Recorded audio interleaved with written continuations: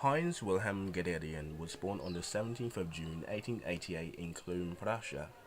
His close-knit family had roots in the military. His father, Friedrich Guderian, had been a colonel in the legendary Prussian army. Guderian attended the principal cadet school in Groß-Lichtenfeld in Berlin. He was an ambitious and charming student, but determined and serious-minded as well. In 1907, Guderian was sent to the 10th Battalion as a light infantry officer under his father's command.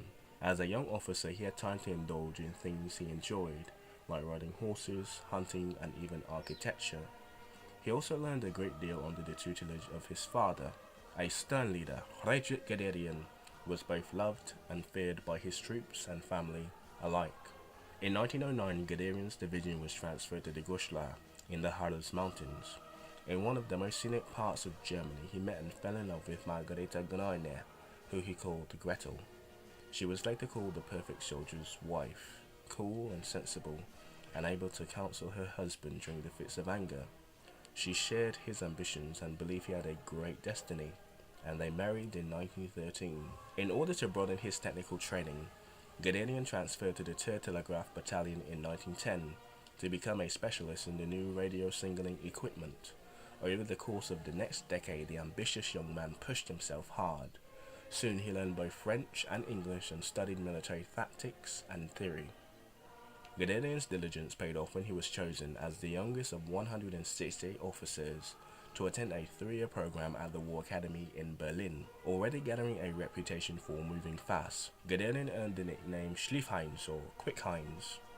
He liked to quote a saying by the military leader Helmut von Moltke the Elder: "Zuerst rekonnen, dann risken."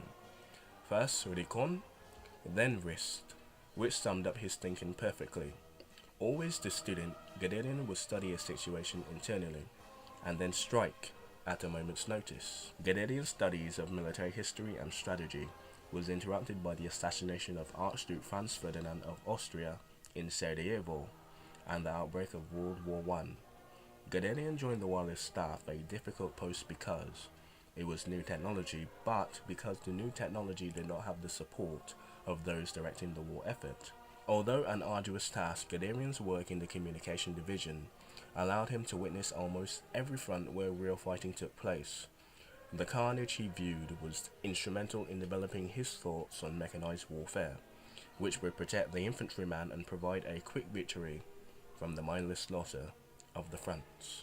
Guderian's new post was a staff officer of the Eastern Frontier Protection Service, a group of volunteers combating the Bolsheviks and the Poles on the Eastern Front. The battles were fierce and ruthless. The Germans believed they were protecting and preserving their sovereignty, while the Communists fought for the worldwide revolution.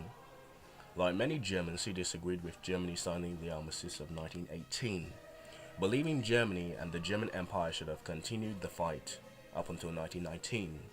When the war ended, Germany was permitted to train a small army for its national defense, especially from the Bolsheviks in the east. After returning from the Baltics, Latvia, Lithuania, and Estonia, Guderian served in a series of educational posts teaching tactics and military history. It was during the ensuing years, or the interwar years, that he would digest the works of mechanized warfare by British theorist J.F. Fuller and interview German tank survivors of World War I in the A7V. He began publishing articles in journals and military journals at a prodigious rate, and won a reputation for clear thinking on controversial matters. Although he antagonized some older members of the German General Staff, Guderian became a catalyst for the development of a panzer division. Between the wars, the interwar years, German officers visited Swedish tank museums, trained in secret bases in Russia or the USSR, and studied all available foreign materials about tanks. They formalized plans for armored warfare by 1929, but due to infighting and politics and the Reichstag and the death of Hindenburg, the theories did not become a reality. Until 1934, after 1 year after Hitler took power, and Blitzkrieg was introduced into the Third Reich's military.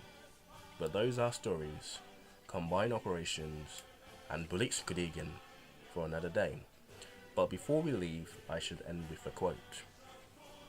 Sie schlagen Jamin den mit der Haus und nicht mit Gabsten Hingerin. Sie schlagen Jamaden mit der Haus und nicht mit der Gaspadin Fingerin. You hit someone with your fist and not with your fingers spread. Heinz Guderian.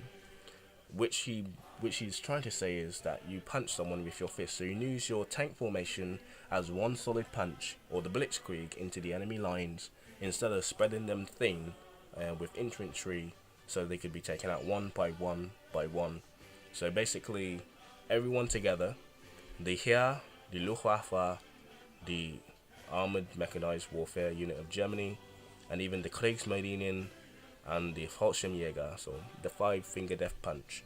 That's what he's trying to say. You punch, you hold them all together, and you do the Blitzkrieg instead of spreading the Luftwaffe here, the Heer here, the Kriegsmarine here, and the Panzers here.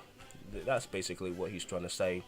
Don't spread your forces thin, or don't spread them out at all, but use them in a combined operations. Or he could just mean just punch the enemy ruthless instead of just poking them in their eyes. Yeah, so who knows. Anyway, guys, he was not a Nazi, but a brave military thinker and individual thinker, especially in the Third Reich, and of course the mastermind behind the Blitzkrieg, which one will have to follow and even learn from. He was a man that deserves to be remembered. Yep, the history guy. Yep, there we go again. Great channel though. Anyway, guys, crappy outro. 10 out of 10 crappy outro. But we're back. Yep, it has come to my attention that we are in the month of April, the last month of work. Great and bad thing. Great news is that we get more videos. Bad thing is that I have no more money, so take it as you will. I will still try to do my project at home, and yeah, hopefully get some income like that.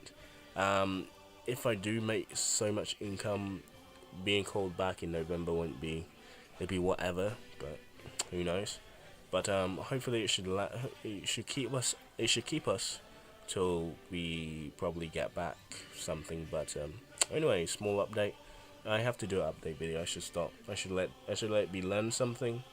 I should have been I should have let it finish there. But anyway, guys, great video. Very quiet.